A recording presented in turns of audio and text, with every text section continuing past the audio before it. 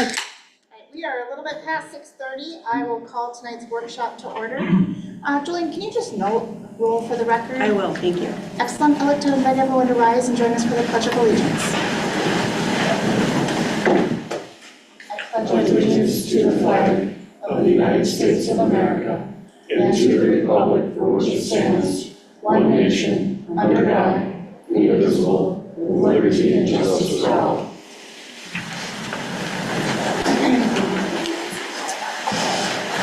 Okay. We do have open forum on the agenda this evening. And if you are here and would like to speak in open forum, now is your opportunity to do so. If you have signed in, that's great. If you haven't signed in but still would like to speak, certainly I will open time after those that have signed in have had an opportunity to speak. We'll go in order here, and we'll start with, is it Eric Opsahl? Perfect. Just stand and do it here. If you could just stand. Okay. And if you could start with your name and address for the record. All right. Mayor and City Council, my name is Eric Opsahl. I reside at 755 9th Street Southeast. And I'm just standing up and speaking about the levy. Two things, the surplus and the parks. My opinion on it is needs and wants. Like with the parks, I'm sure a lot of them, if you drive by any given day, there's no like they're not getting used. And then we want to spend money on them, which to me is foolish. And to me, I think there's a way to monitor the usage of the parks before we start spending money on them. And then another thought is, instead of having 20 parks, I don't even know how many the city has, get rid of some of them, sell the land, and make some what I would call super parks. Less to maintain, etc., less to all around. And then as far as surplus, great idea to some extent, but how long does this, I mean, when is it going to come off the budget, right? Why not, like, if it is something that's deemed necessary, do a one-time in a calendar year collection from the residents, not amortized out over however long the levy is. But there again, we all operate our own households. And how many of us put away this much money, and why does the city have to do it? I mean, they already have their budget for spending. Now they just want to put a nest egg over here so they can spend whenever they want to. Again, foolish. And again, I understand city has to spend money. I think I told Leaf this one night. I've lived in Forest Lake for 25 years. My property tax has gone up 500% in 25 years. My income hasn't.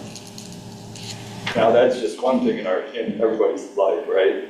And you had everything else. So I think we really got to concentrate on what is needed rather than what's wanted. Thank you. Thank you.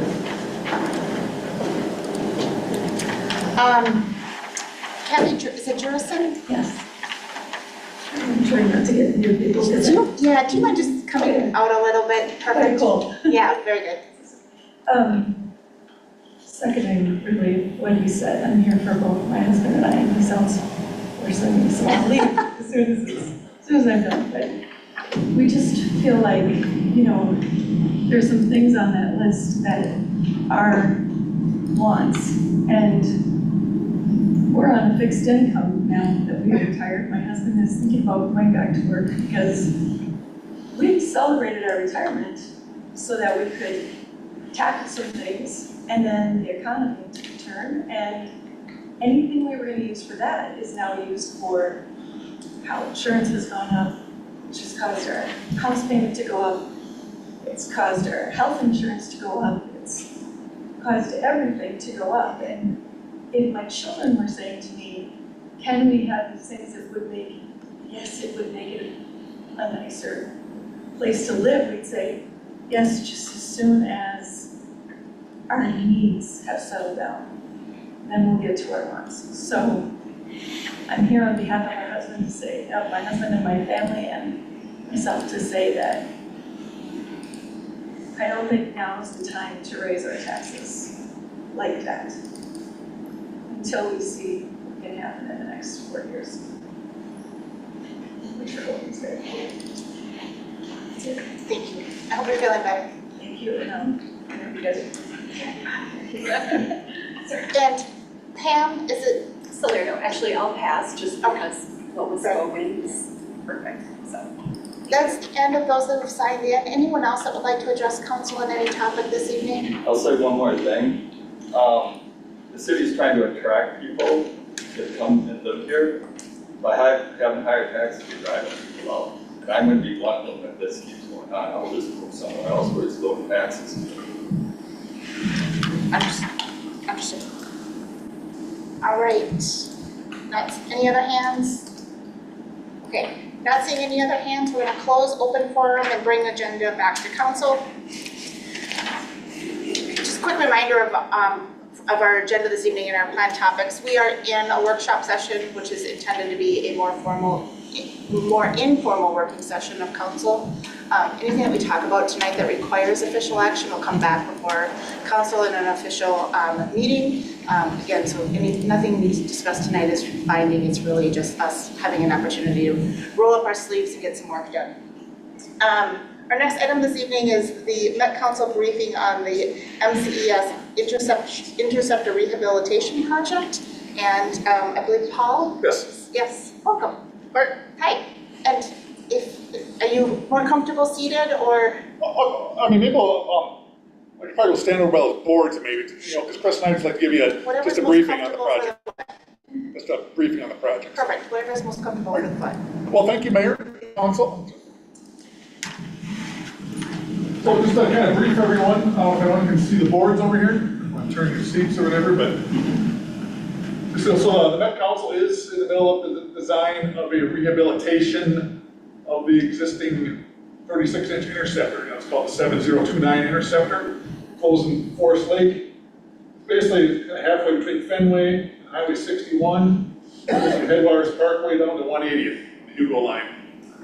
So as part of our asset management program, the Met Council has over 640 miles of interceptor sewer, so this project will entail the rehabilitation of about 2 miles of that. And we met with Dave last month on this project, kind of briefed them on that, talked about potential conflicts, because obviously there'll be some traffic control issues with that. So the project will occur, construction will be what, 2026, 2027. It's going to be a cured in place type, so we're not going to be excavating and putting a new sewer in. It's going to be a trenchless rehabilitation of about 11,000 feet of that height. So it'll be a cured in place type method, and then we'll also rehabilitate the maintenance access structures for this as we're doing it.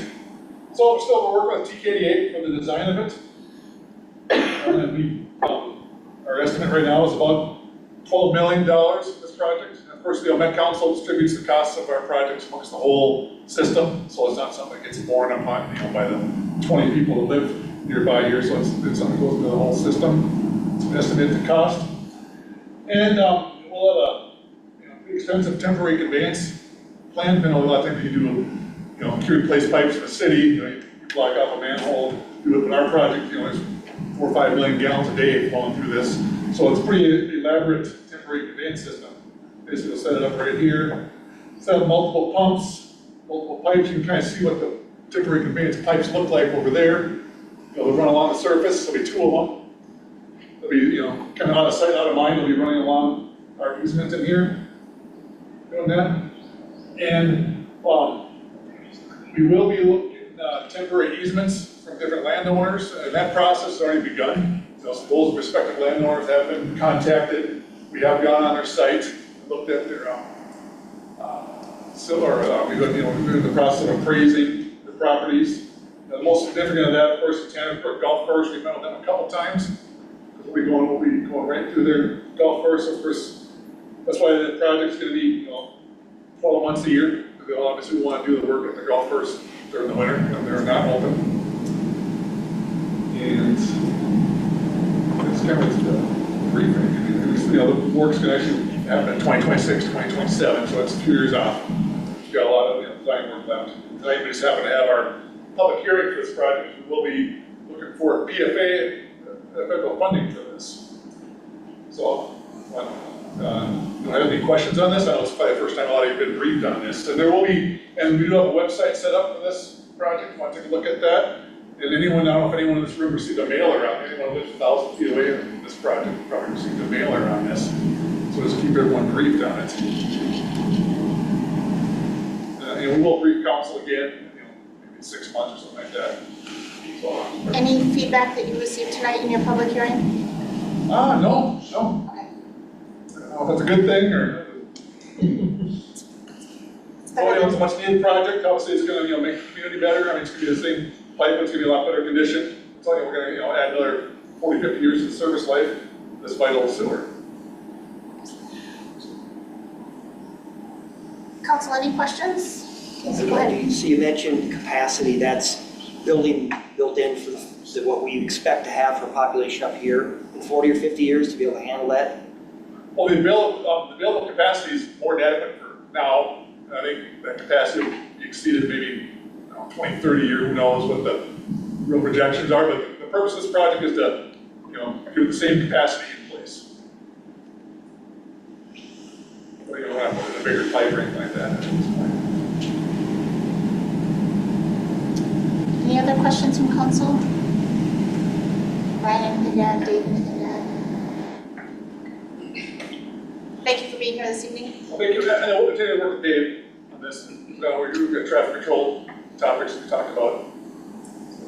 I guess just to add, our biggest main concern for the city itself is the crossing of headwaters, and we've been working with Met Council, it's gonna be board lines underneath the road to keep headwaters Parkway open, and those lines that you're seeing there, that conveyance will actually go underneath the road and then we'll back up. That'll be the most trickiest part on the city side, is to make sure we didn't want to close that road down for 6 months to a year, that you're gonna keep traffic open, and there'll be some temporary closures, they have some manholes that need to be replaced, but overall, that Headwaters Parkway will remain open the whole entire road. Very good. Great, thank you for being here this evening. Okay, next topic this evening is consideration of the median refresh project. And Dave. Well, we're at workshop number 3, we made it. We're at number 3. Lucius is here to take everything we've done, first 2 workshops, hopefully get a consensus on a design, and then also options of what we want to do going forward with Lucius and the site. We have the PowerPoint working tonight, so we don't have to look out pieces of paper, so it's a little bit better than paging through, so.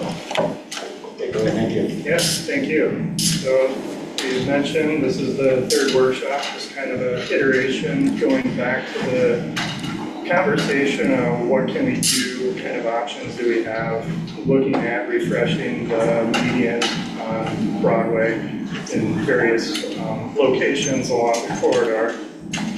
And so I just wanted to kind of recap, since this is the 3rd workshop and each one has kind of evolved the design and kind of the project, and just go through kind of some updates since the last workshop and kind of get into making a decision moving forward, if this is something the city wants to do, and kind of the refined installation costs and kind of our design costs to see this through design and construction.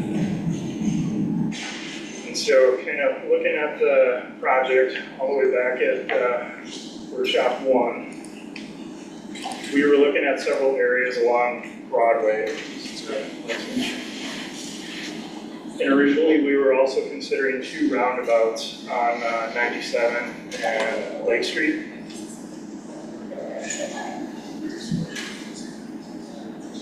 Use your seat.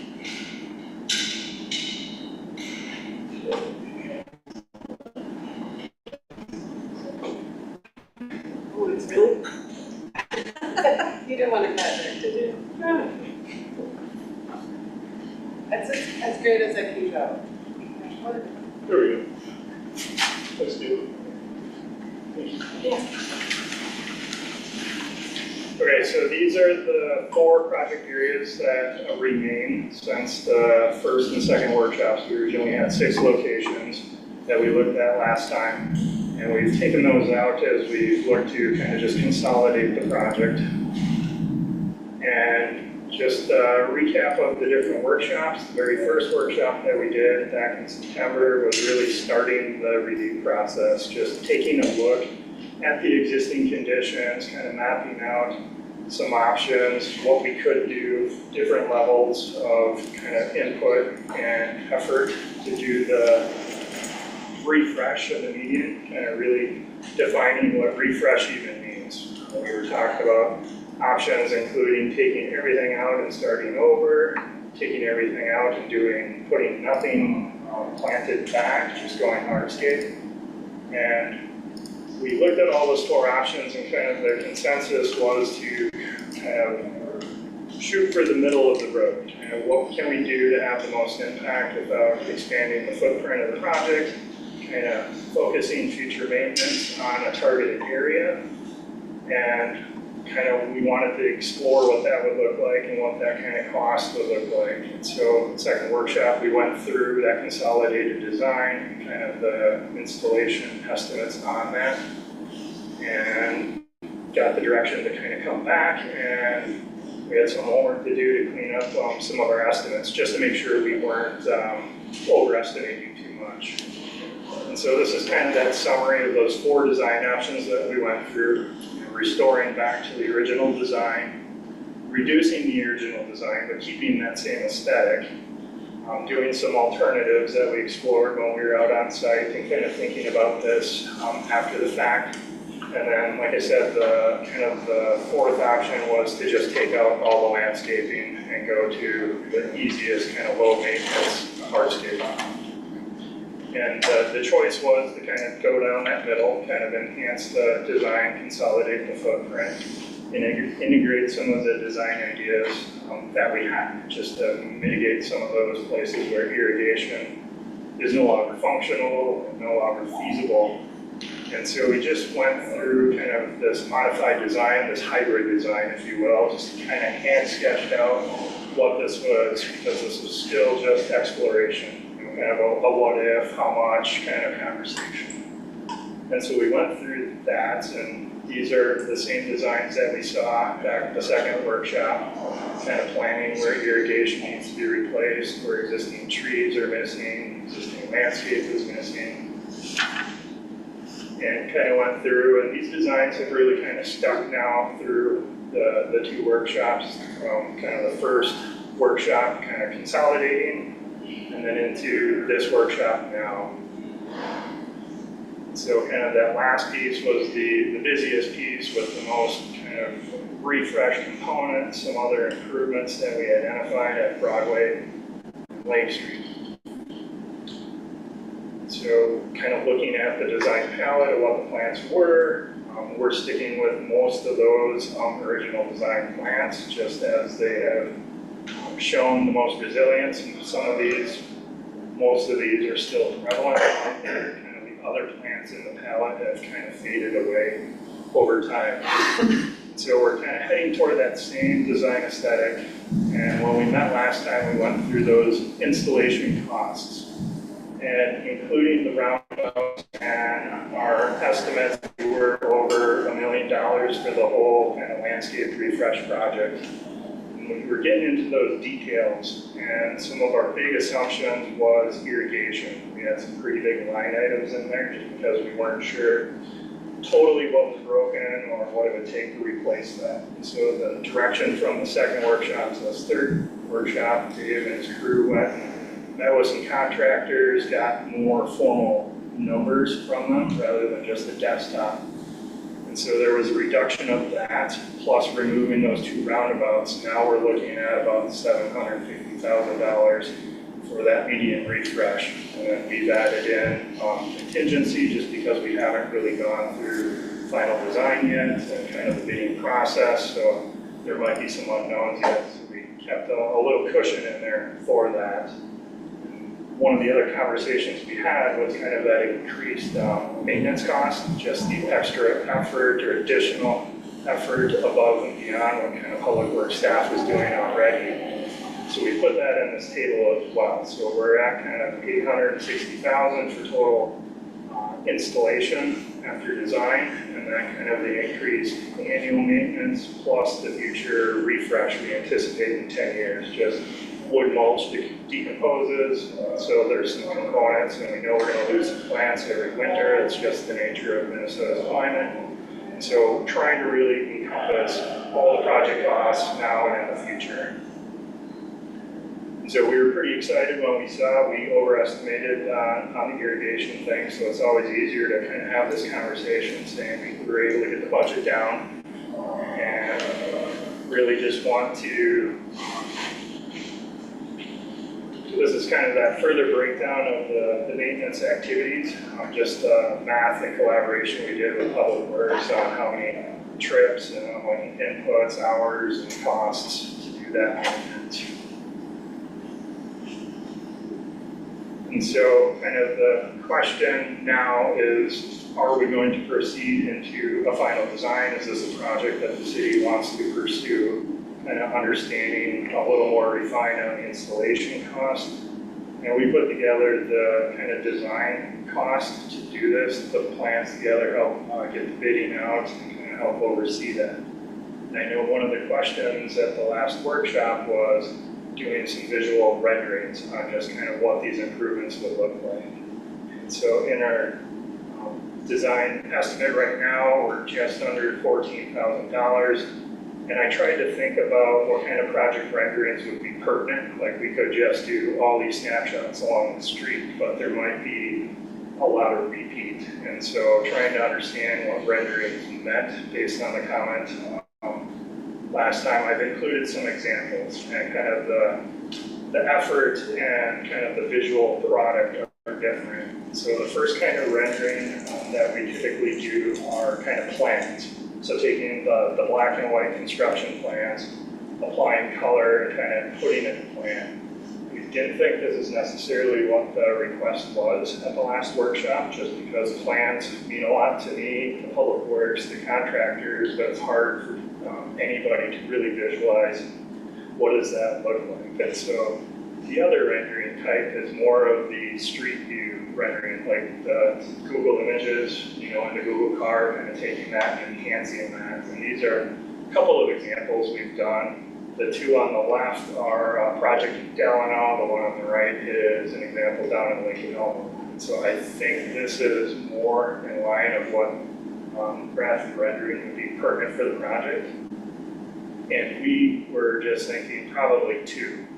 And I put that, I'm going to go back 2 slides, in the cost estimate, thinking that there would be a street view, kind of the typical median and boulevard. Because as we think of that design along Broadway Avenue, it's repetitive as far as what the ground plantings, the trees, and the medians are. So one snapshot of that would probably give enough kind of clues on what that improvement would look like.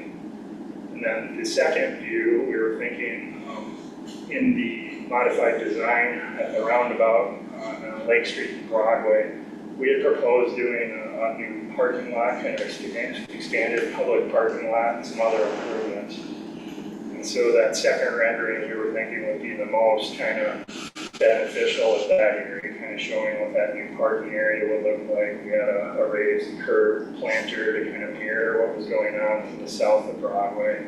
So showing some of those more hard improvements, because again, the median coming into that roundabout is going to look kind of the same and similar as it does on the west end of the property. So just guessing, kind of trying to lay out those options and present the cost to do the design. That's really the snapshot of this kind of third workshop, and so just kind of opening it up for questions and any feedback on the project. Council, one of the things that comes, so is one of your questions which renderings would be most beneficial to us? Is that kind of embedded in? Yeah, before we commit to, Yeah. this is a good budget, these are the renderings we want. Is it 2-0 plan versus street? So kind of looking for that input. I wonder, just narrowing in on that particular topic, it strikes me that it would be helpful to see a rendering of kind of what that standard median experience would look like and seeing kind of what that would be, knowing it's gonna have several different flavor variations as we talk through the different pieces, but a standard would be helpful. But I wonder if instead of the parking lot, if we are feeling like maybe the parking lot is a little bit further away in execution, the median or the roundabout and the areas around the roundabout are such a, it's a visual showcase, and we have some fairly sizable visual changes happening there, being taken down those trees, for example. And I wonder if having a rendering specifically of what the roundabout would look like would be more valuable than that parking lot. It may be a more near-term project, and certainly having that showpiece to show the community, here's what's coming, here's why. That, I suspect without that visual representation, we all, or you all, will end up having to tell that story over and over, and that a picture tells 1,000 words and might just be more valuable. We have some flexibility, we don't have to pinpoint, like this is the exact view Right. tonight. It's more of like our two of these street perspectives, kind of the right avenue, the right quantity, and then we can kind of fine tune. Okay, just to sum up some of it, I think what myself and Lucius are looking for is, yes, council likes, we're all in agreement with this final plan of how we want to lay out, this landscaping plan. And then the second decision is that, yes, we like this. Do we want to spend some of our next year's dollars that we have reserved for this media refresh to spend on doing plans and specs and the renderings? So I think we have to make sure this is the plan we like first, and if yes, then deciding what kind of renderings we want, if this is what we want to spend, and going forward with that, and in hopes that would come back to the next council meeting on the 25th to actually approve that spending of, to go forward with putting construction plans together and renderings. So I guess it's kind of a twofold thing of, number one, make sure this is what we want to do for the landscape plan, and number two, we want to go to the next step and to do plans and do these renderings. And then is it after those plans and specs are put together, is that when council kind of makes the decision on timing and sequencing? So we've got a full plan set? Yeah, I think you're gonna wanna get that construction plan together and then decide, okay, what do we have left? Do we wanna strategically do this in place? Do we wanna not spend this money this year, roll that over the next year and then do something one of these zones, or do we wanna kind of try to do it partially through? Brian and I talked to the county and the state. MnDOT is not doing anything in the roundabout in the foreseeable future. And Washington County, in talking with them, we may be better off doing the project ourselves. Because of their cost share agreement, we're gonna get dinged on mobilization, survey work, construction plans, everything, all percentage of their project compared to our dollar amount. So a standalone project for us may end up being cheaper than piggybacking on the county. Say that one more time, I want to make sure I understand, or I'm gonna maybe repeat what it. So the county has cost, every project we do, like every tender, county road that we do, everything we do, there's a cost share. So once the city has their work that they want to insert into a project, there's a dollar amount with it. So say if Broadway Avenue, they're estimating at $2 million, and we say this project is going to cost $700,000, they're going to basically say this is a third of, we're making it a $3 million project, so we're going to have to pay for 33% of the mobilization, 33% of the traffic control, 33% of the traffic construction plans, all that.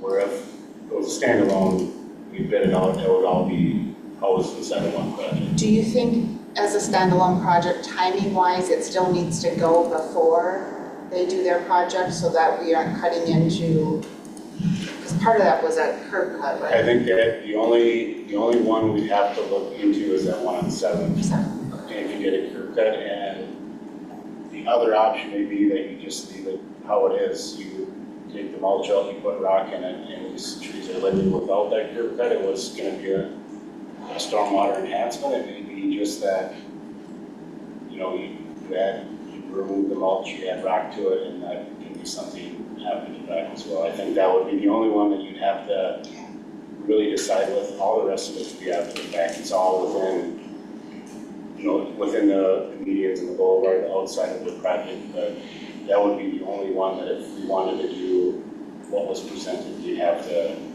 have that part, which is also buy down if it's only that, not only the $50,000 project, that's, you know, it's not $700,000, it'd be a smaller percentage.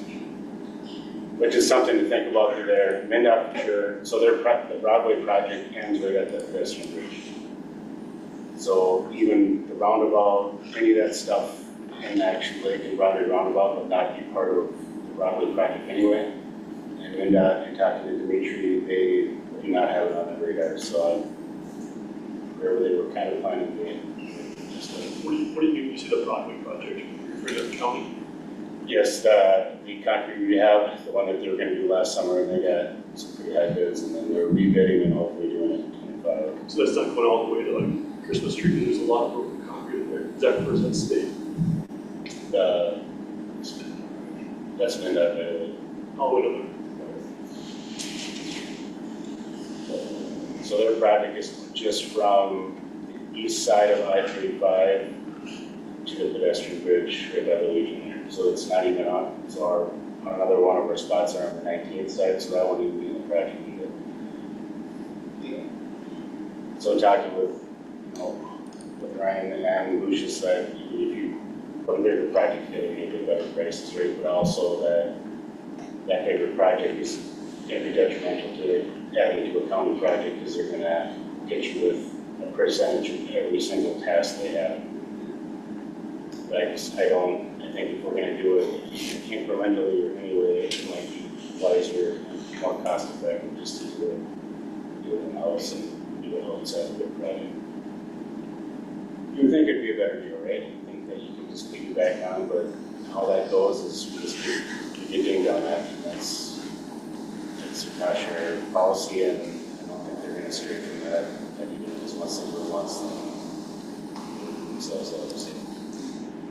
So it's only the 7th Street portion that really is time sensitive now.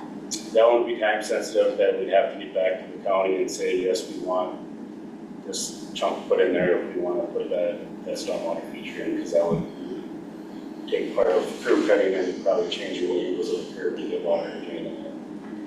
The rest, I believe, would be better off and better served to do it either in different portions or just do it outside of that. Has anyone had a chance to talk to the watershed on that one on 7th to see some cost sharing opportunities? We have not yet. I sometimes caution to start floating it out there until we kind of make sure that that's what we're, you know, the angle we're going at. I think, kind of like with Belts Park, I don't know if they're gonna pay for the improvement part, they're gonna pay for over and above the education part and all that. The whole Broadway corridor has already been stormwater management for those ponds behind First Street back there by the water tower, so they hit their mark on that, so you're not really adding much to it. I mean, it's a very cool idea and a very, we're using the stormwater, but I don't know if they're gonna, maybe one give you credit or, but I mean, it's something we can run through them. Can't hurt to ask. Can't hurt to ask, yep. And so this would be, this dollar amount here would be to design out the whole corridor, correct? And then we would pick and choose, prioritize which one we want to go after first. So that dollar amount would give you construction plans and renderings, and then you can pull pages out and do super sections, and then design it that way. Just all these 4 areas would be 4 areas in your construction plans. Yeah, I mean, I think to answer your earlier question, I think this is the right design. And, you know, need to obviously sequence the timing of it correctly, responsibly, but we've had a lot of conversation up to this point, to get to this point. So I'd like to see us move forward and develop this plan and figure out the right sequencing of installing. So I wouldn't need an answer tonight, but we've got a very vested and dedicated group of people in our beautification committee. And maybe having some input on this design, if they were able to meet with you, whoever want to, I think just more buy-in, especially ultimately when you're spending that kind of money, to have that, their input, whether or not, you know, I think it's just valuable to have and have them, make them feel part of the project. They've done a nice job of doing what they're doing already, and this obviously is beautification, so it'd be nice to have that committee just as an advisory role, obviously not, you know, supersede them or whatever, but I just think it'd be nice to have that if you're willing to sit down with them and talk this through as part of this next step. Yeah, absolutely, love it, I do think we've gotten to this spot, right? And there's we've made a lot of decisions along the way, or at least scoping and preferences, and we looked at a lot of different options. I think memorializing that, and while we may not move forward with every single portion of the plan, at least getting to this spot and putting those plans together and kind of pulling it all together into the final report just is something that our future selves are really going to be glad we did. Otherwise, if we don't take it to that level, this work to get us to this point kind of falls away and you end up reinventing the wheel. It'd be good to at least memorialize, and we have something that then works into the 10-year plan, and something that is more closer to being ready to pick up once we are ready to activate the various portions. So I think there's value in packaging it all together and bringing it home. So just this might be a question for Kevin. So then if I remember correctly, it's like 145 is what's accounted for next year about, and then we back out this 13 and 14 from that dollar amount, I would suspect, because it's for 2025. Correct, yeah, so what we have in the budget was at 145 spread out over 5 years to fund it, which adds up to 725. So part of that is all the planning, construction that goes into getting the project ready and ground.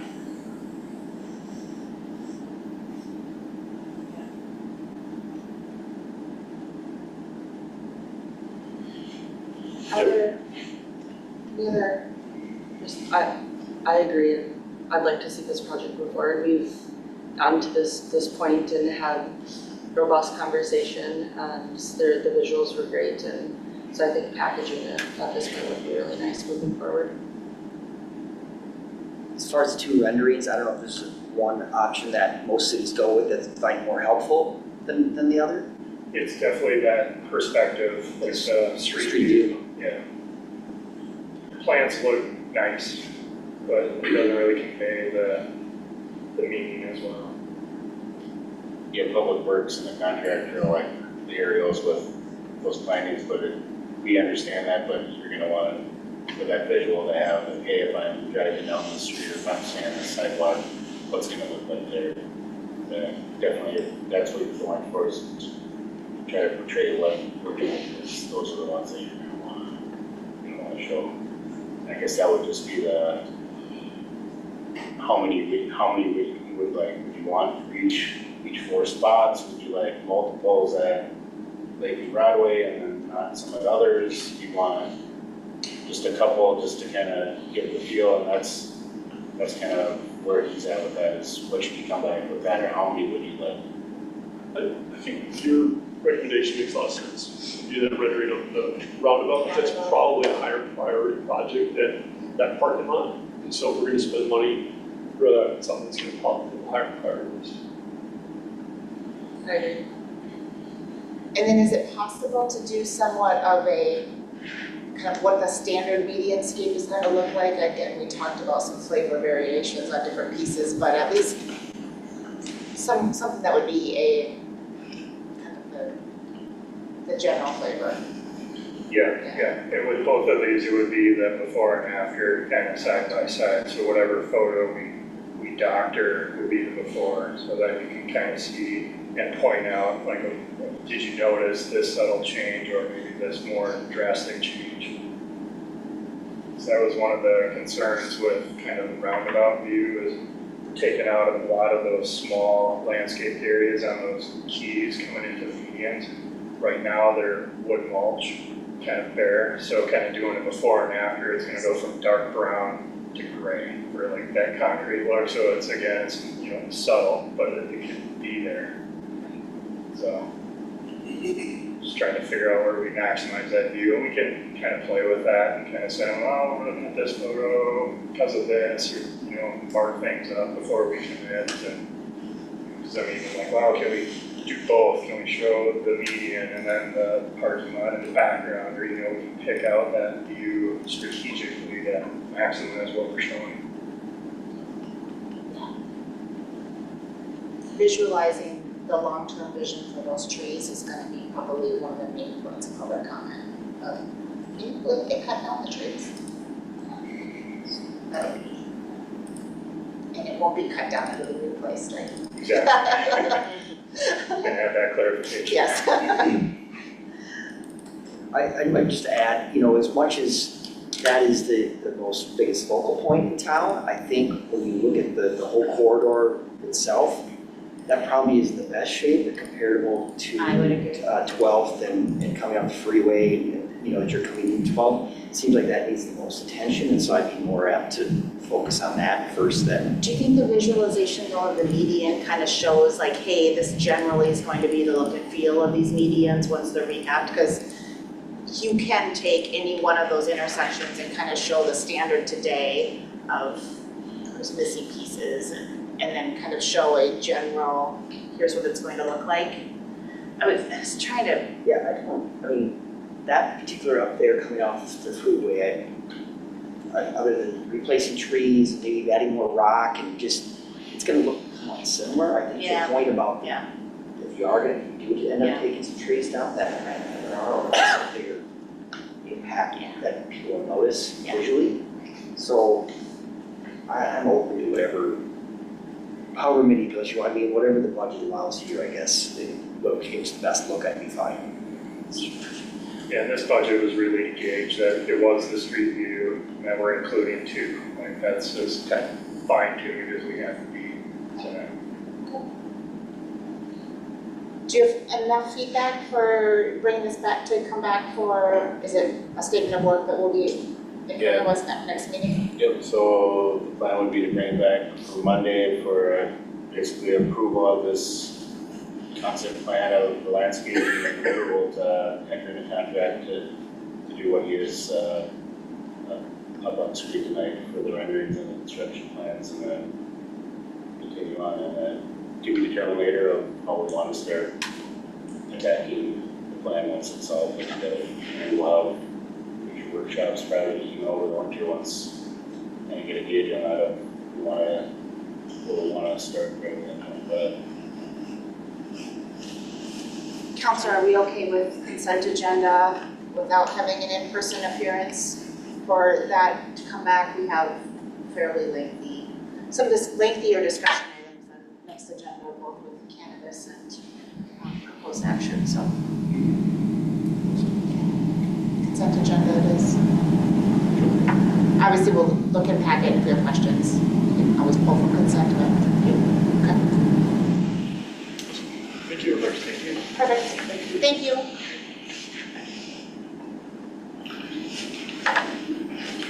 All right. Transition to our next discussion, item which is review of our snow and ice control policy.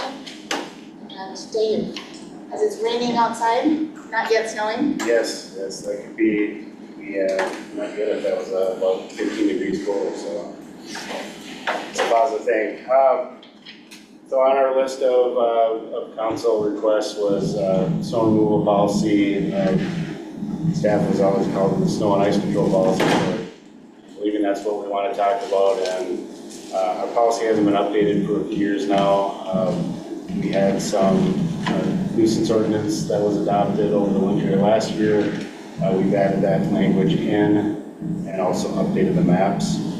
So really, staff is just looking for direction. If you're looking just to look at this and reapprove this policy, or if there's changes you'd like to make, but same as a medium project, we just be looking to, if there's major changes, it might be out of ways, but if it's minor tweaks, that we can bring that back to the council meeting to have approval of this policy and get it updated on the website.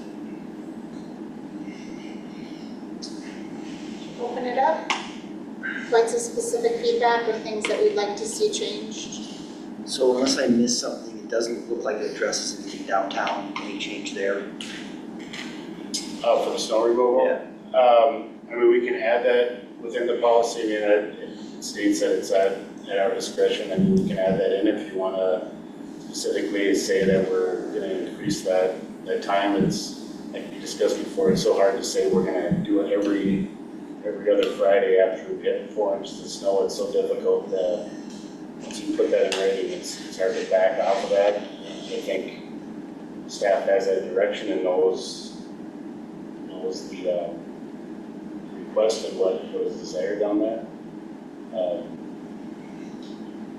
I guess I'd need more direction on exactly what you'd want to say for that, other than we want to increase it. You know, I think we talked was usually we do it about once a month.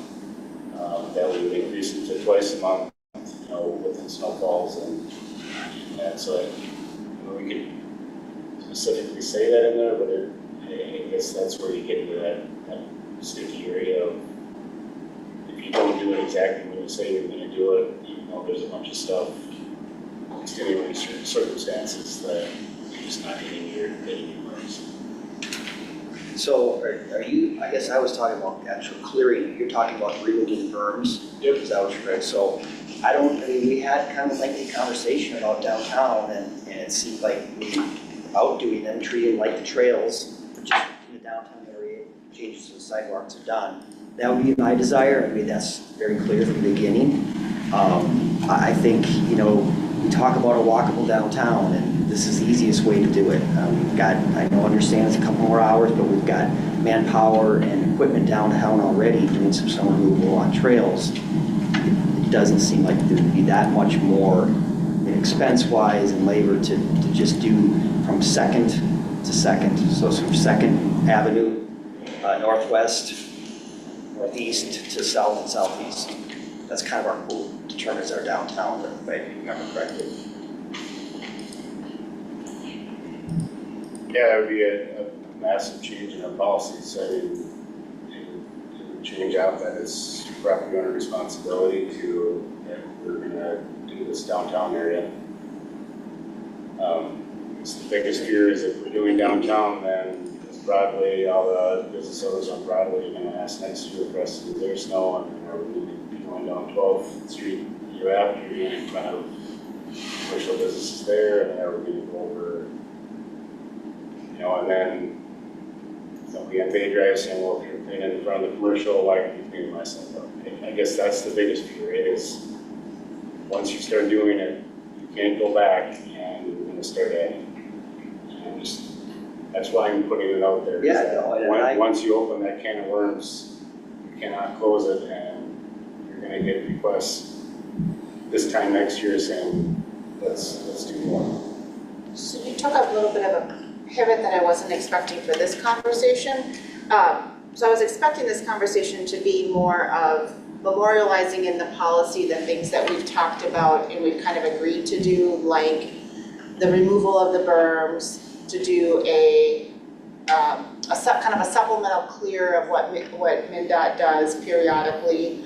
And it sounds like you're pivoting more towards full sidewalk removal, is that? Never really discussed it much further than, Yeah, you know, workshop up here back in, I don't know, that was February or something, so I just thought it was a good time since it's Right, a yeah. workshop, we can Yeah, kind of talk it through a little bit, Agreed. so.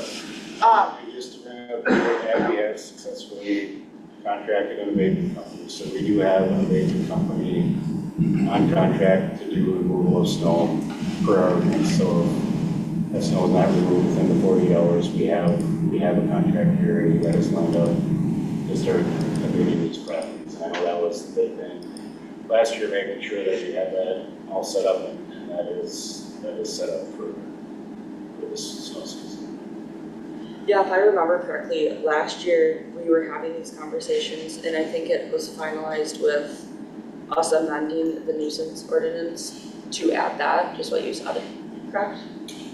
Yep, and it's considered an actual emergency already, so us notifying of our policy and us saying that, which I think has been out on Facebook or on the website saying, these are the rules, that's been the first warning, so after the snow in that 48 hours, would you not notify again, we contract with that abatement company, and it does get removed, and per our ordinance, it gets put back.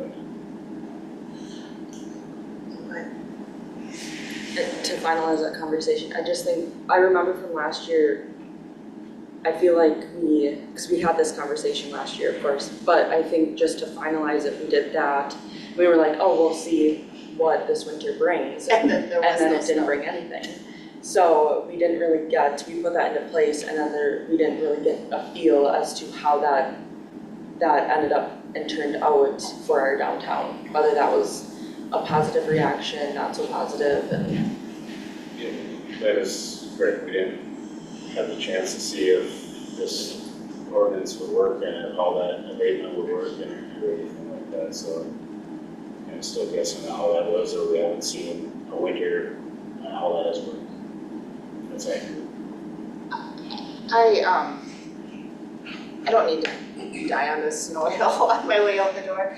And so I would say, I guess, we know from business owner feedback that if the city's going to take on the portion of Lake Street that I think is being proposed, we will very, very quickly hear from the businesses on the north side of Broadway. And so I think if we're going to take that on, it really is it's probably realistically a fairly substantial section of Lake, and it's probably a fairly substantial side of the north side of Broadway that isn't done today. I would say down 12th as well on both sides of 12th. I think it's a different, I mean, you're talking small pieces of tracts of property here that are already abutting against. This isn't 12th Avenue where there's setbacks on either side, these lots are massive. I mean, this is a downtown area. Yeah. It's easy to define. We have a definition of our downtown. We do 20-some miles of trails. Doing a couple blocks downtown, it doesn't seem like a big ask, but it's always this constant pushback. It just, this is not a big ask. Are This you is pretty simple. and I think you have to ask, are you comfortable making that to the business owner that's on the north side? I am. It's our downtown. That's what the policy says. We defined it to our downtown. If there's an uproar and people want that, then we can have that conversation when it happens. What would that conversation look like though? Because there's quite a few people in the room that expect it to happen. So I mean, I hear what you're saying, and I don't disagree. It is very easy to define the downtown. But when that next ask comes, I don't know, there's so many different stipulations for downtown that's separate from the city as it is right now. Having a sidewalk policy, cleaning policy doesn't seem like we're really going out of bounds here by defining downtown to be treated separately or differently than anywhere else in the city. The portion you're going to hear some feedback from though are areas on Broadway that aren't that far removed from downtown, right? And you might, I don't think we've ever gotten specific feedback from the Legion, for example, but some of the businesses around the Legion, it's just like a block and a half removed from downtown. That's, I think, where we're gonna start to hear some of that. And some of those businesses are also, smaller, family-owned, have some of the same, they're gonna speak to some of the same limitations that some of the downtown businesses may speak to, so it is a bit of a can of worms. they're not all businesses along there though. There's rentals and Yeah, you're right, private property. you're right. And maybe that's part of the definition of it's not continuous. Yeah. Personally, I'd like to see the abatement policy really, like, if we're able to have success with the abatement policy, and it just doesn't have to be something that the city tax picking up, the city will naturally pick up more. And maybe even when it's not, it's worth it, and I can appreciate that argument as well.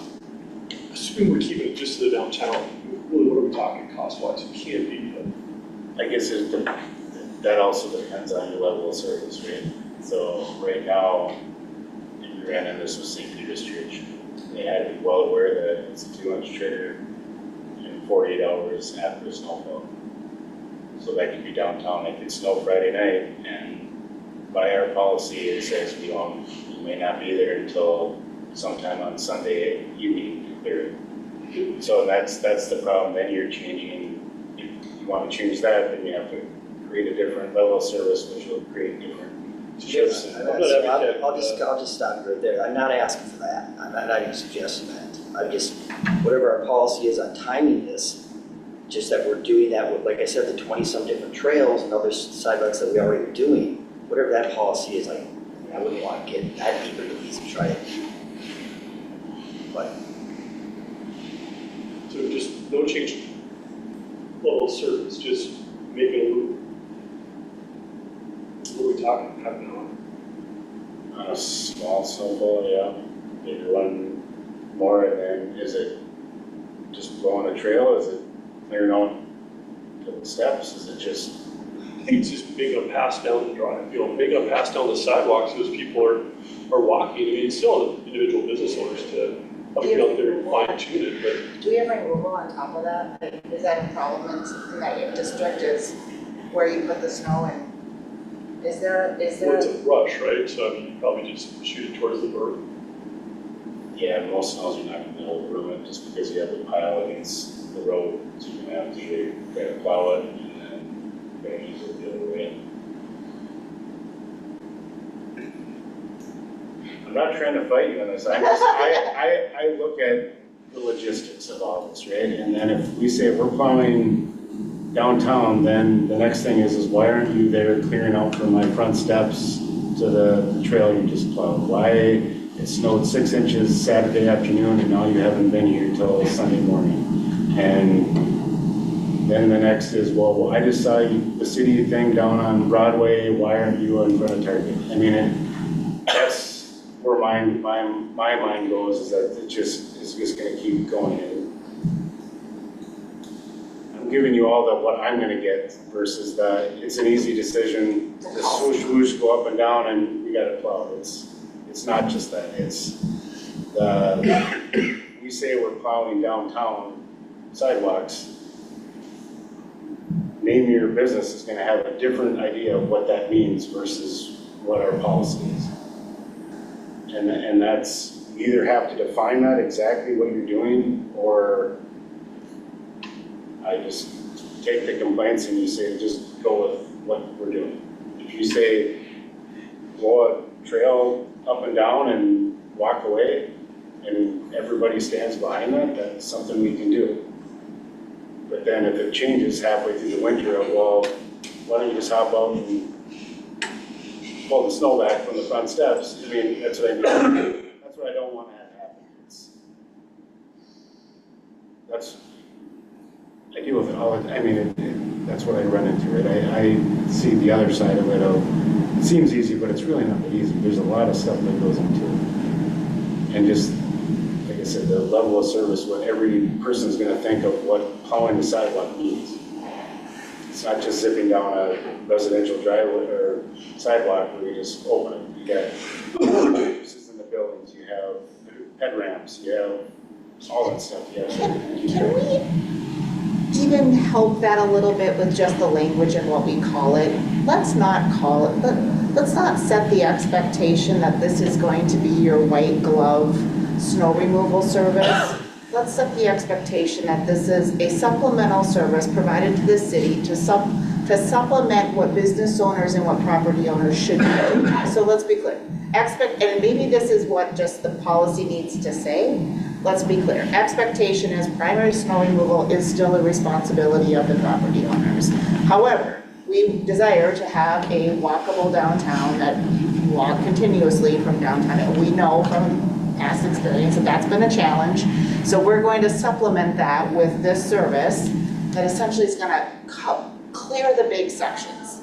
No one's going to want to use what the city's doing as their primary snow removal, because if you have an intention to detail, you and your business are clearly going to do something different and on top of what we're doing. And so let's just try to be clear of, this isn't white glove, we're intending for this to be the only service. This is a supplement so that we don't have to wait for the, for the remediation service to show up for the property that chronically, for the last 5 years, has not cleared snow.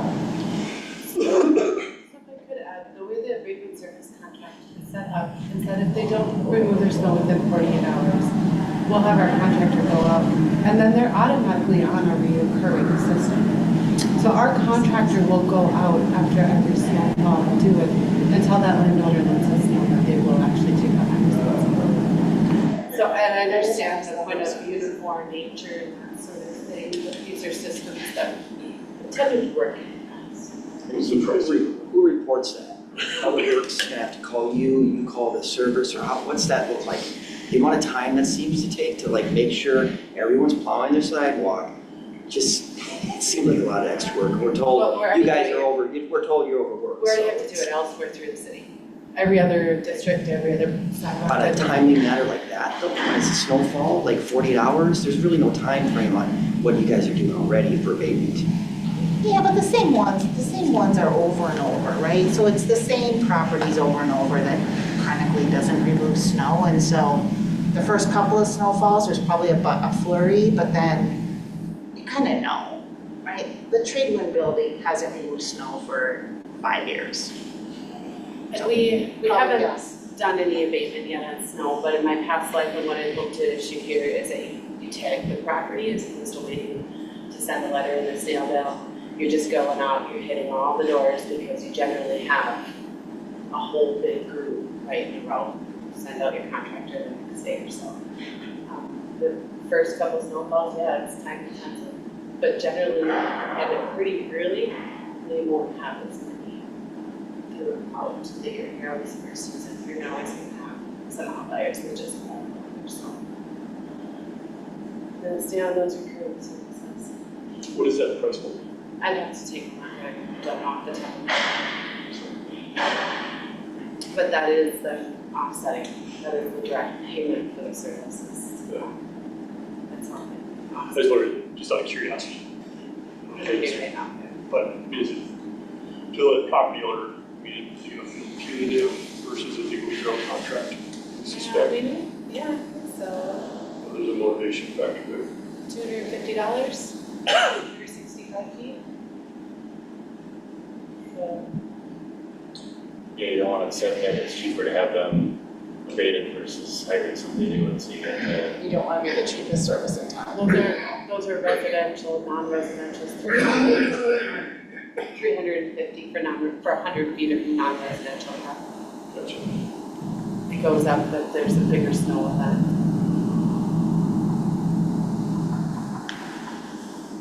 I mean, I see the walkable downtown, but Anna's point is maybe it's going a year of how this abatement works and how many actually problem properties we have. You know, I know we had those problem spots down there, and if those are the two that are abated and you're not doing it all, maybe, and then it solves its own problem. I don't know, but So talk about it, so we're gonna go for abatement for every single property in the city that's in front of the sidewalk. We're gonna start finding them right now?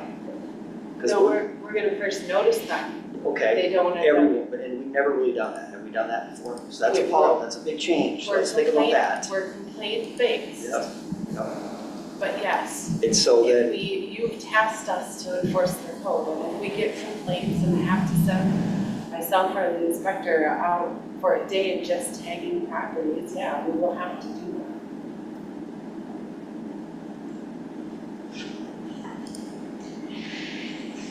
you guys guys go ahead and decide. Are you uncomfortable with that? Like this? I feel pretty strongly about what I want done, and so if that's not the desire of the rest of the council, we'll revisit this next year.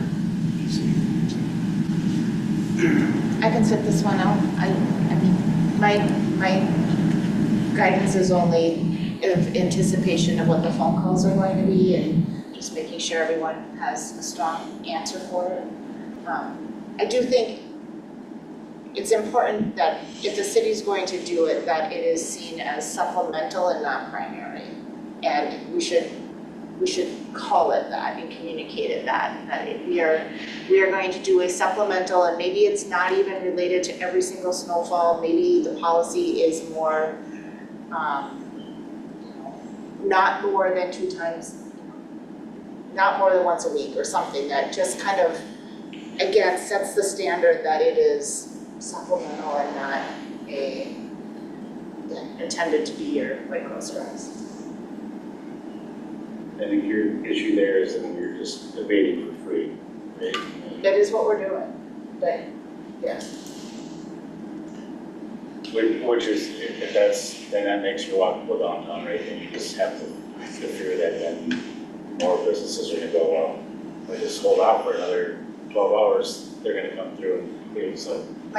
My concern is those that are doing it see it as, well, now I don't need to pay for my service anymore because now the city's doing it, and I'm just gonna lean on the city to do a really great job.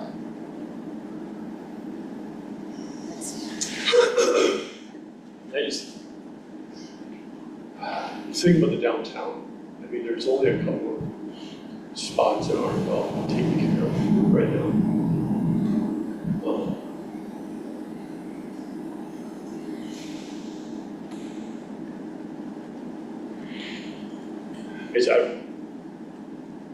I'd rather go with the policy that we have, get the berms out of there more often, and work with those business owners that aren't doing what they need to be doing at this point, and revisit it next year. I understand if we're gonna abate downtown, then we need to do it fully through the whole community, the sidewalks, that here, that's almost a bigger change than what we're proposing of running a plow down the sidewalks. I mean, 4 blocks or whatever, so. But again, it's complaint based, so that doesn't, that means we need to follow our complaint, but that doesn't mean that we need to go out and red tag every property that doesn't plow or doesn't shovel their sidewalk. I mean, if there's neighbors that don't care if their neighbor doesn't shovel their sidewalk, you should never get a phone call. Yeah, we don't go out searching. That's not to say Public Works or a local business owner is in downtown on like the day after snowfall, the Monday after the weekend or something, complaint comes in, that's our trigger. So I don't necessarily think that we would be, unless there was direction from the council for us to inspect the downtown, to stay on top of that, and have that more proactive effort. But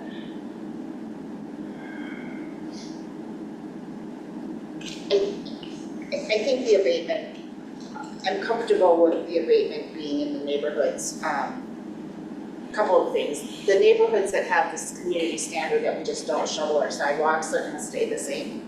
But where it is a challenge, many times it's a challenge with kids walking to the bus stop or something that is actually a public safety concern, and I'd rather have kids walking on a good shoveled street, and we have paid abatement dollars to put that down than having kids walk in the street. That's what happens alternatively, so I think it's part of that code enforcement. I'd rather follow the current policy, at least for last year, we ended the conversation on changing this policy to see what the winter would bring as mentioned, and we didn't get that chance, so I'd like to see what happens this year. We can have that conversation again later.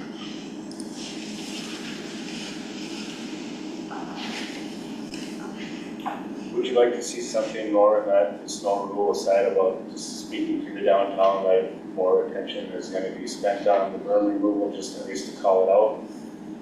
I know we had that, we discussed that, and kind of have this agreed that we're going to do, or would you like to kind of have that codified in there, spelling that out a little bit more of, okay, we have this downtown district, we're gonna maybe do more, after we would put it in possible or something, or however I kind of wordsmith that, or that there's gonna be more attention paid in this area if there to do a lot of different things. There may be every other roads that we may do once a year, so we just probably wanna call that out, that spend more time there, make sure that it isn't to the detriment of getting that more on.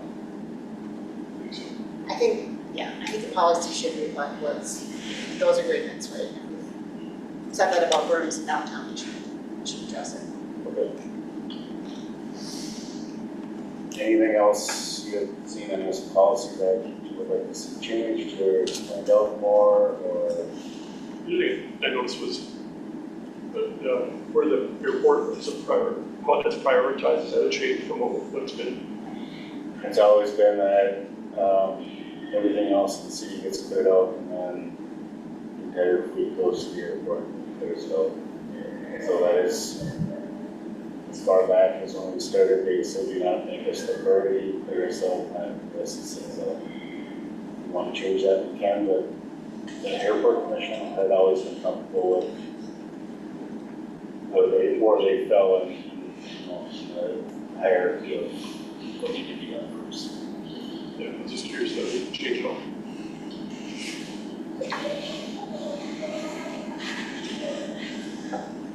Okay. Do you have what you need from us? Thank you. Anything else? All right, let's move on to 2025 budget direction. Kevin? Thank you, Mayor. So just to kick things off, this workshop is in follow-up to many budget discussions that we've had leading up to this point. City staff is really just looking for a final direction to bring forward to City Council at the December 9th meeting, where we hold our truth and taxation hearing, and then also adopt the final 2025 levy and 2025 budgets. So as it sits right now, the current levy is at about 16.6 million, which is an increase of about 11.5% from where 2024 levy was set. As a reminder, we can't go higher than that amount, but we can lower it down to what City Council so chooses so. So what I'm looking for is any final direction on if we should bring this preliminary levy forward for final adoption, or if there's any changes that should be made prior to December. So that'll open it up to you, Mayor, and City Council, to see if you have any questions of myself or staff that we can help answer, and then go from there. Let's open it up. Thoughts?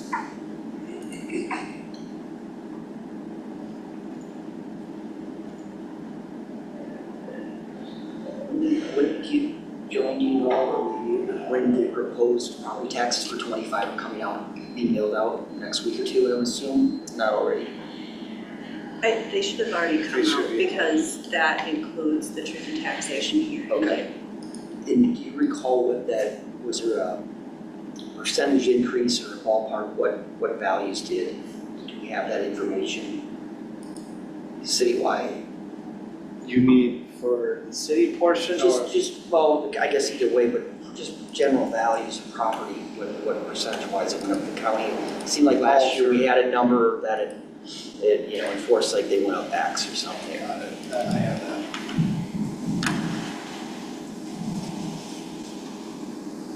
that. So about a 2.8% increase on average for values for residential.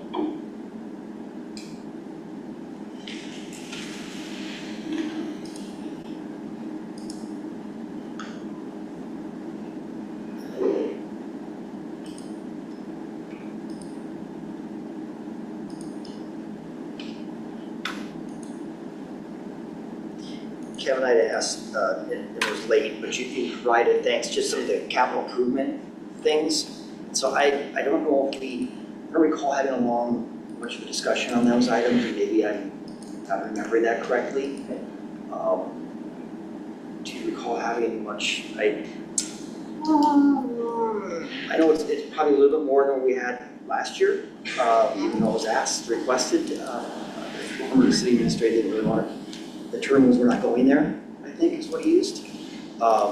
So I guess, and again, don't want to put him on the spot, maybe just some context around some of the public work expenditures and replacement time frame on some of those vehicles, because I think that's 900 some thousand or something, that number is. Do you wanna pull, are you in a spot where you can pull up the capital improvement plan and we can look at some of those that are specific for 2025? Sure.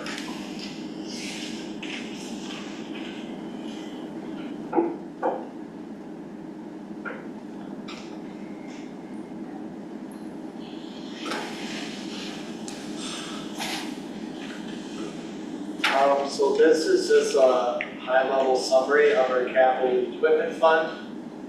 Fund 401, that replaces all our general government vehicles.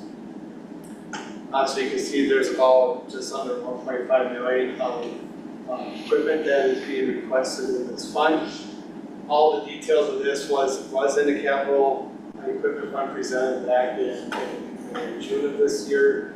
We do have project-specific details on each of these that says what they're for and why they're needed, and what level of intervals that they're being replaced at, with an explanation of why.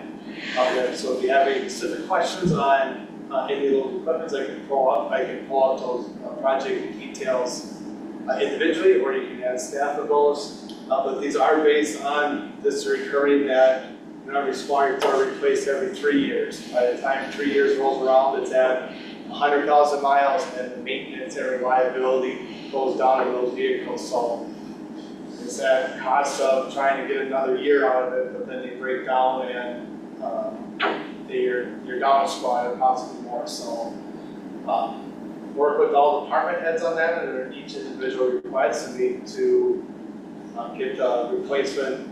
Replace them when we need them to avoid that downtime, but also making sure that we're stretching these out as well, that we're not getting rid of them too soon. So,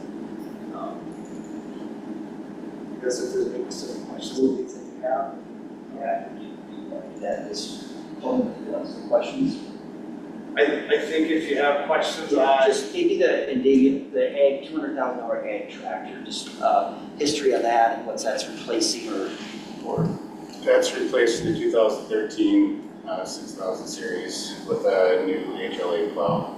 So it's used in the summer times to do all the ditch mowing that we do twice a year, and then it's a plow route in the winter because the HLA plow, so it does all the dead ends, cul-de-sacs. So the replacement on that is 12 years on ag tractor, so it was a 2013, so that's why it popped up in 2025.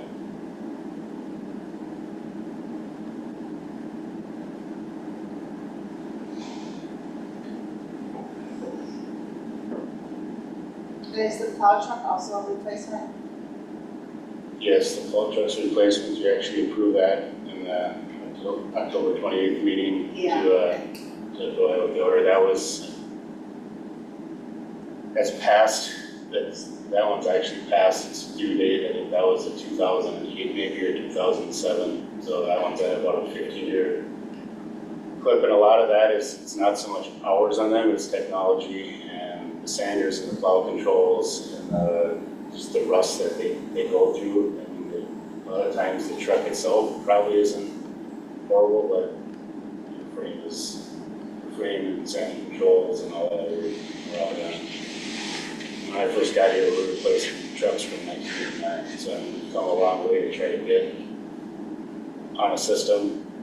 I think this one gets replaced, and there's now nothing until 2028. So we've got to that point where we've actually, over the last 10 years, we've caught up and got to ourselves where we're not going backwards and trying to, replace a 25-year-old plow. So I mean, as a city, we're in a really good place, at least in public works.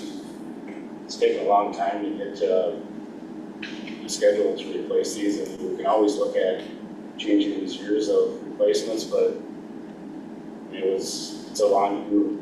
Up until 2 years ago, we were replacing pickup trucks from the early 90s as well, missing the forks. So it's a good thing. I think both the chiefs would also agree that we finally got to this point where we have these levy dollars that give a parameter where all three of us are trying to spot in what we can replace and, you know, keep that going. Just like anything else, once it falls behind you, you're not only trying to catch up from the one that you passed on, but then all of a sudden two more things have went on the list too.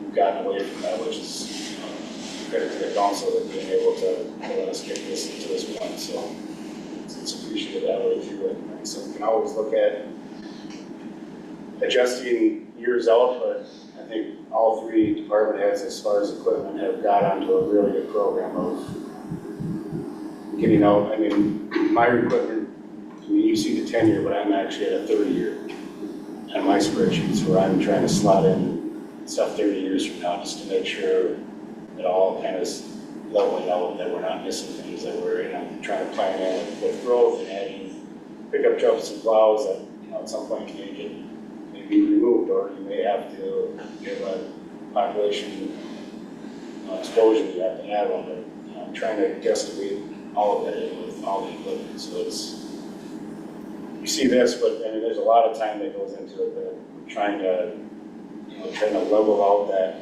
peaks and valleys of trying to keep that, here's these dollar amounts that we're trying to work within, and how can police, fire, and public works stay on a replacement plan, but also stay within budget and not go up or down, or have a year where we ask for $3 million, and then a year that we only need $50,000. So one of my plow trucks might be at 16 years, or one of the Al's fire trucks might get bounced up here, but we're trying to, with the help of Kevin, have slotted this in that we're trying to smooth that line out.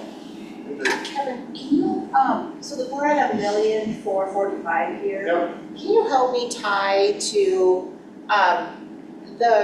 in our packet, you've got the capital equipment replacement by year? Correct. Because that's what I wanted to show was, so, but that's got $1,035,000 in it. Is there some cash?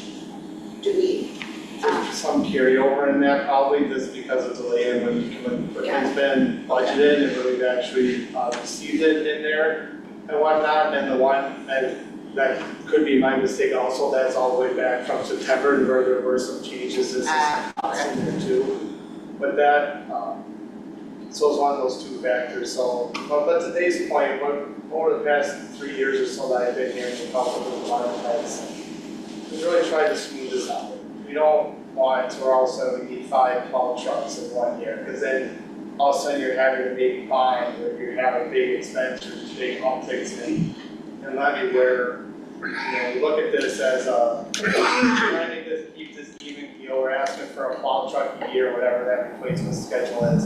And if that's plow truck lasting 10 years or 12 years, you know, that gets reviewed annually as we look at this equipment too. It's like, no, they're really only lasting 10 years. We're running into a lot more maintenance issues now, or maybe, you know what, we can do 11 years or 12 years, whatever that is. So all that goes into when we look at this plan. The one thing to note when you try to tie, when you look at the expenditures for 25 and try to tie that back to the capital plan, the financial management plan, where if you take, for example, an 8 truck and say, well, it's not purchased at 25, we're going to purchase it at 26. We still need those levy dollars either now or in 26 to make that purchase if we're going to purchase it.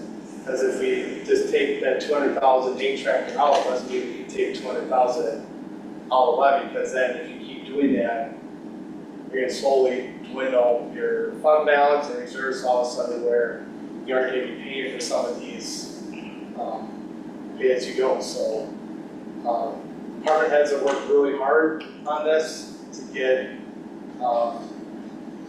the right schedule out. We have made adjustments. We made adjustments since this was first presented last year, as far as how many years it goes out. So it's a working document, but so that's where we look at it. It's really, okay, these things need to get replaced in 25, there might be something that's on the plan in 27, 28 that maybe that we can push out a year, but trying to balance everything else so we can just keep that levy consistent, or have those smaller increases.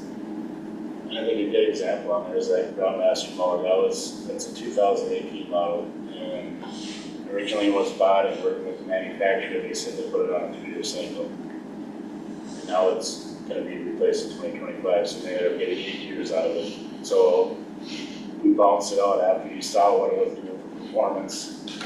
We bounced that out to 8-year, and then the other ones that we have, we also have adjusted that and we changed that. You know, to Kevin's point is that you figure out how it goes, and we're gonna get the most out of the equipment, but you hit that breaking point where it's gonna start costing you more money than what it's worth, and that's when you're trying to get rid of it. You're trying to get the max trade-in value without being down. And that's the problem with power trucks and mowers and all that. If you're down that Groundmaster mower, you're not cutting parts, right? And we only have one of them, you know, or 2 of them, but they're on routes. So, and if you're down a plow truck, a neighborhood doesn't get plowed, you know, so it's more noticeable. A pickup truck, we can bounce that out, but it's also not that big of a hit to the budget either. So it's trying to play that game of trying to maximize the most you can get out of a piece of equipment without getting to that point where now it's down, we have to put a $75,000 engine in it, not to mention we're down a plow truck in a road, or the mower's down and now we're trying to figure out how to do 6 days of mowing in 4 days. So it's that game you're trying to play and also not dump something before it's past its point. Sometimes you win and sometimes you lose. Sometimes you held on to something 1 year too long and you pay for it. But most of these, barring the plow truck and the pickups, but all of our loaders and our graders and our backhoes, we warranty them just as long as our rotation is. So we're trying not to get that impact of, say, if at year 5, it's a 7-year rotation. At year 5, we blow the engine, it's under warranty, it's paid for it. So then you're not gonna get that spike in our operations budget, you know, that wasn't planned for. So we're also trying to do that to match our warranties with how long our rotations are. And just, you know, we're putting a lot of thought into it. We're not just throwing stuff on it. It's, you know, to Kevin's point of, you can take stuff off and move it around, but at some point it's still gonna come back up.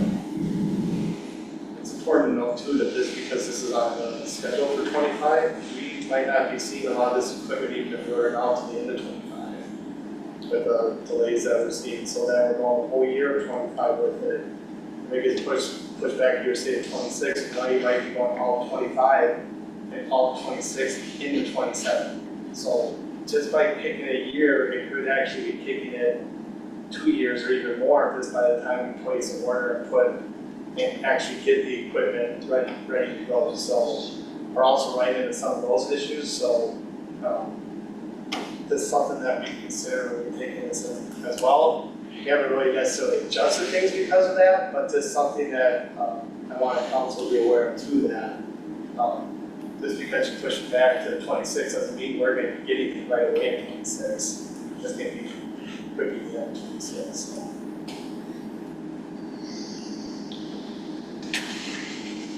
Another question before the rest of the council, any, and for both chiefs, any ability to use any of these smaller items using public safety dollars to offset some of that? It's been a while since we've talked about that topic.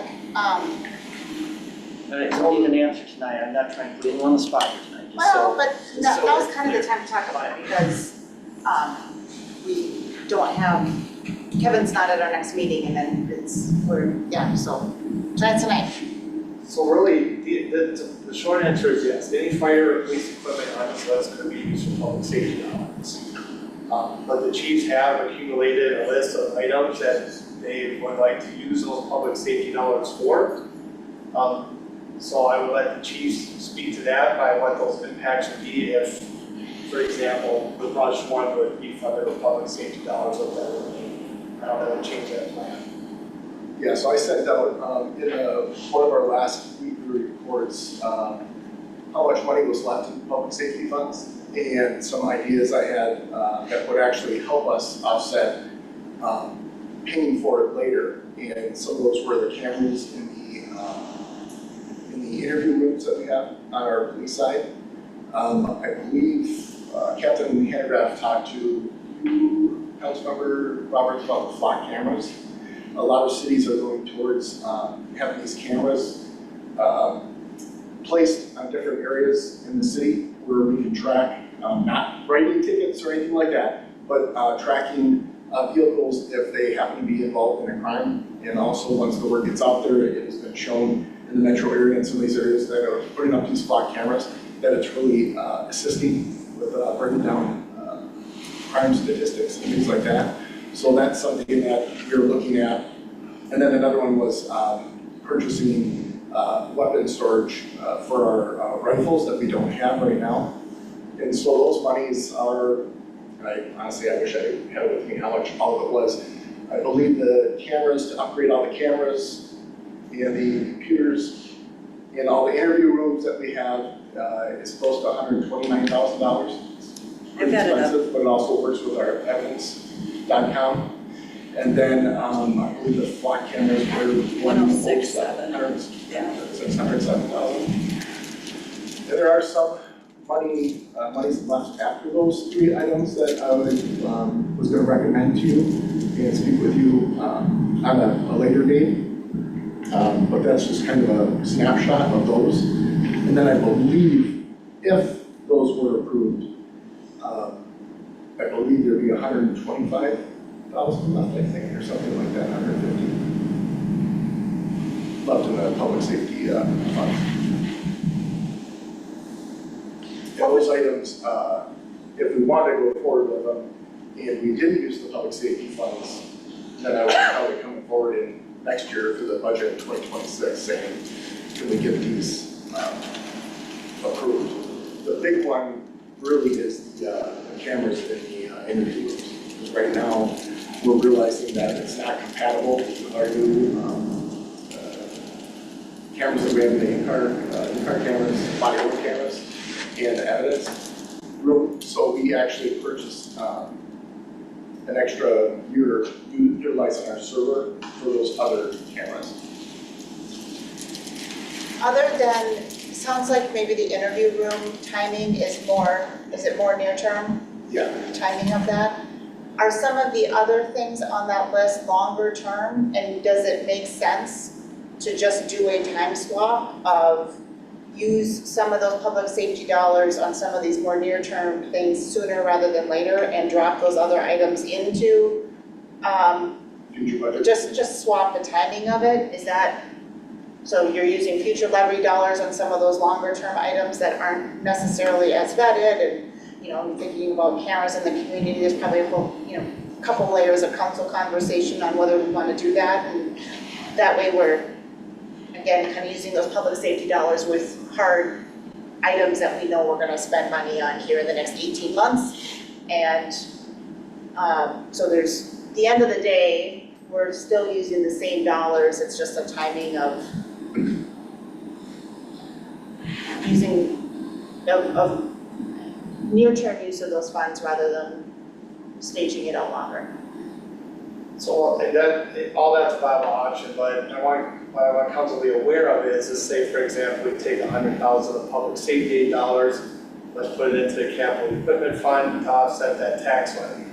So we reduce that tax levy by 100,000. For 2026 in our plan, we were counting on that $100,000 levy plus an additional 70,000. No, it does increase. We still need that, or the plan still calls for that tax levy dollar, so that next year we would be coming with a $170,000 increase in that capital equipment fund based on all things remaining consistent. So you're pushing the increase from this year into next year, because those needs don't change as we go. The dollars don't change. It's a one-time funding source to help this fund alleviate some of that pressure currently, and this kind of kicks it to the later year. So all viable option at the end of the city council's decision on how that looks, but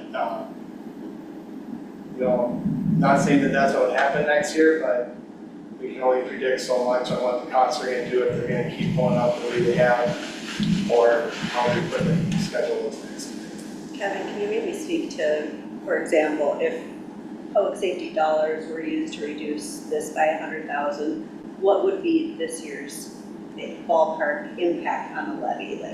Good I question. think that's important. What does that actually do to the number?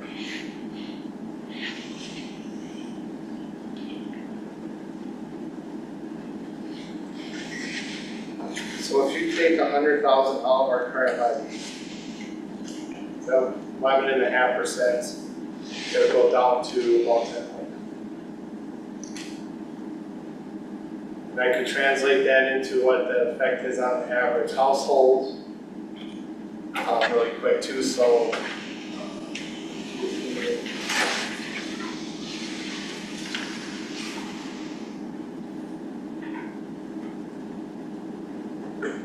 I tried to be prepared for some of this discussion, so please,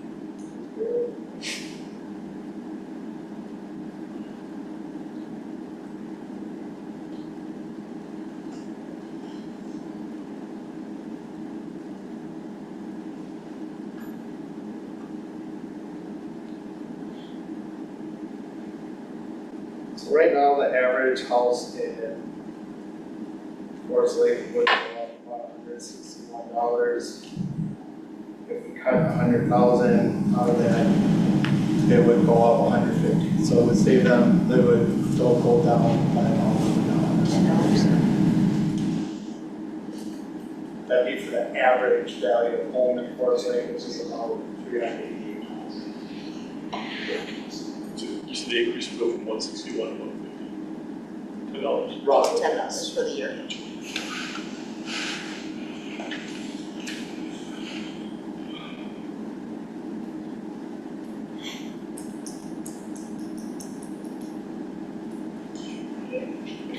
Chief, sorry. Oh, I just wanted to just remind you and also the community members as well that the first phase of what we purchased with the public safety funds were items that we would have been paying for out of the levy and our capital this year. So the in-car cameras, the body-worn cameras, and the tasers were all coming due, and were literally not working all that well, to be honest with you, and we needed to get them swapped out and replaced this year, and so that's what those funds were used for. So I think it's just good to, just a reminder that those funds have been used to really help offset some of these. I think it's also just worth noting that we have a lot of moving pieces in this upcoming year related to staffing, seating of the, filling the city administrator position, filling some of the other positions that are open. And also we continue to have some significant contract negotiations that are still in process with our labor unions. So there's a lot of moving pieces on the just overall salary dollars and the impact associated with benefits that are all tied to that, that makes having a lot of precision at this point in the budget, we're just not able to be as precise as we would like because of some of those unknowns. Just makes this kind of question around where do we land from a preliminary levy to final. We just have less certainty than we've had maybe in previous budget cycles, so worth noting as well.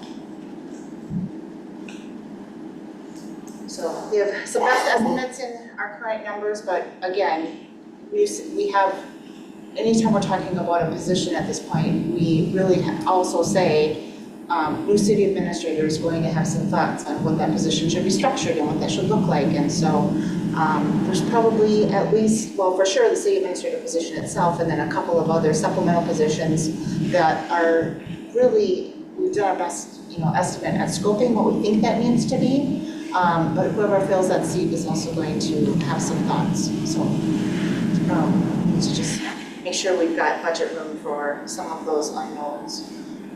Just recognize we're maybe not as, so there's some larger estimates than what we usually have at this point.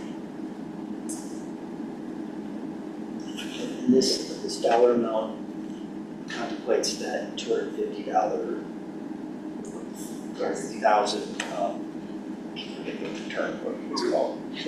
It's not surplus, but just a The contingency, contingency. Budget contingency. Fund balance. fund balance contingencies. So taking that out, that does get us below our policy with fund balance, or fund balance policies. We're projected, yes. It's, the city had a healthy fund balance, for quite a few years, over the 50% policy, and it's just been slowly going down as it, has not been addressed properly. So that's where the city's in this, predicament where we have a fund balance policy of 50% of the following year's expenditures, and right now, without that in there, we would be, trying to hold that policy and keep going farther down there. It's important to note our fund balance policy also states that if our fund balance is over that 50%, that it should be brought to city council, a resolution to transfer those funds out to a fund of their choosing, meaning capital equipment, capital improvement fund, any fund that the council chooses to leave that at 50%, which can help use to alleviate some of those levy increases as the year goes. So it's not a surplus, it's not a rainy day fund as it's been called. Those funds would be used to help plan for the city's future, to help maintain that we can keep a healthy fund balance and can keep our ongoing operations open until we get that for property tax distribution in July. And if there is excess, part of the annual year-end audit prep, this would be brought to the city council then to help supplement some of the funds that are taxable.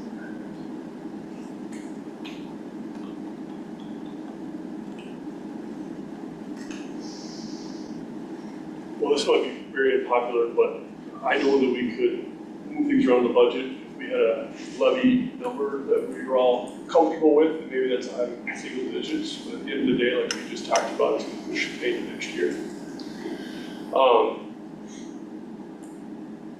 So in spite of hearing, from having several conversations with people in the public, I think that we need to move forward with the budget as we've brought it this far. I mean, we've had countless hours of conversation as a council with staff and workshops. Hosted an open house last week that had, 5 people in attendance? Which was those opportunities for the public to hear, why are we doing the things that, how is this money being spent? How are you actually stewarding well these dollars that you're asking us as property owners to put forward? Councilmember Roberts has shared with me several times, the dollars we spend at a local level are probably our best tax dollars that we spend. Anything 24/7 fire protection, 24/7 police protection, cleared snow, usable parks, educating our kids, hauling to school and back. I mean, our biggest expense, I would argue probably for most people in the room, is not property taxes, it's your federal taxes, it's your state tax, income taxes. And, if I'm gonna spend tax dollars, I'd rather spend it locally. And we have, as we've talked about countless times, we're playing catch up. Last year we made a big investment in roads, which we're continuing to invest in, we need to do that. So I've been in a camp where I felt like maybe parks is a little bit more of a want than a need. And we've heard from plenty of people in these chambers and downstairs how much of a need it is in their mind to develop a community and all the positive social outcomes that come from that. And so I'm advocating that we just move forward with what we have. We can move the pieces on the board to get to a lower number if that's what we feel we want to do, but this is going to push the pay to next year. Echo the sentiments that you just said, Councilmember Erickson. I think you summed it up well, and also just point out that the one area where if we were to think about where we landed from a preliminary levy from original staff ask, the one area that we did, and it's always painful to say, we did make some cuts, and it was to annualize park funding, right? So yes, we've made some catch up on roads, and we have roads now at an annual number that we think is long-term sustainable. We aren't yet there for parks, and there is still some catch up to do.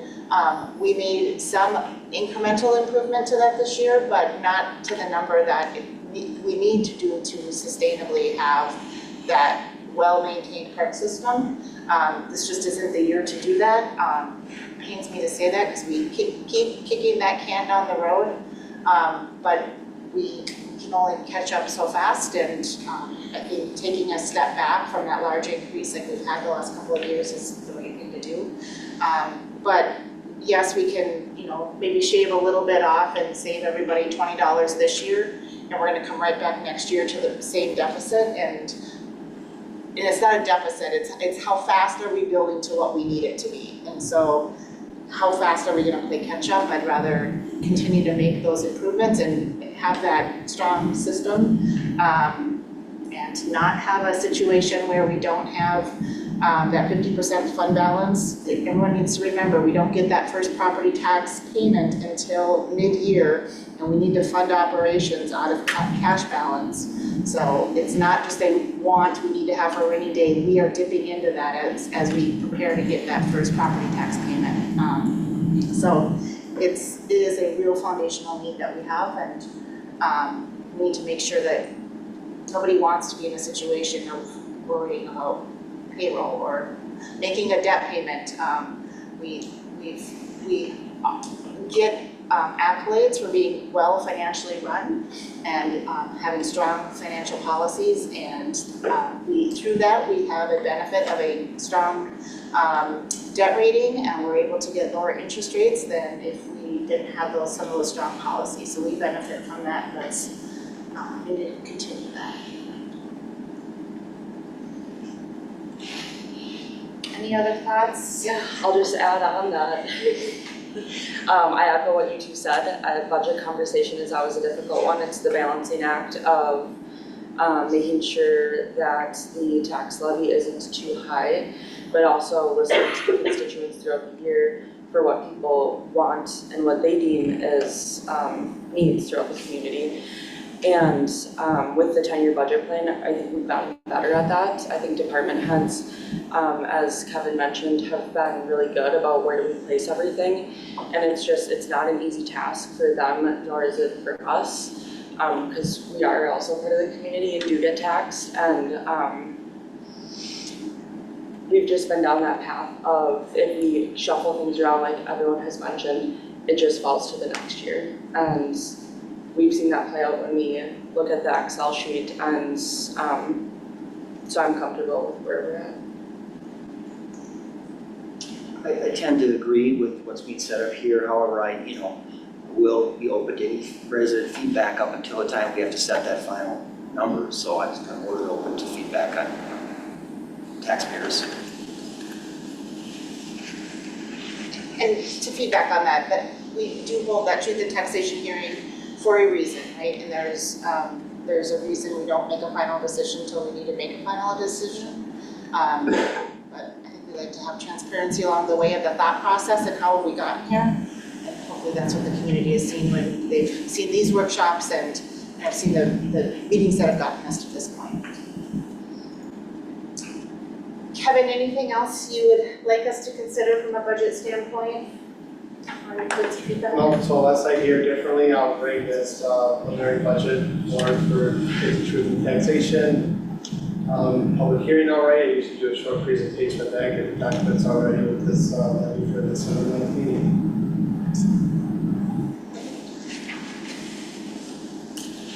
All right. That is the end of our planned agenda. Jolene, any updates or anything for council before we? I don't believe this evening, no. We do, just a reminder, we do have a couple of important topics on our next week's agenda. So it's a meeting that at times we've canceled, and we have a cannabis ordinance we need to consider, as well as a couple of other important topics. So we will be having our regular meeting on Monday. All right. That is the end of our planned item, our planned workshop items. I will entertain a motion to adjourn. Motion, a second. All those in favor signal by saying aye. Aye. Opposed? And we are adjourned. Thanks, everyone.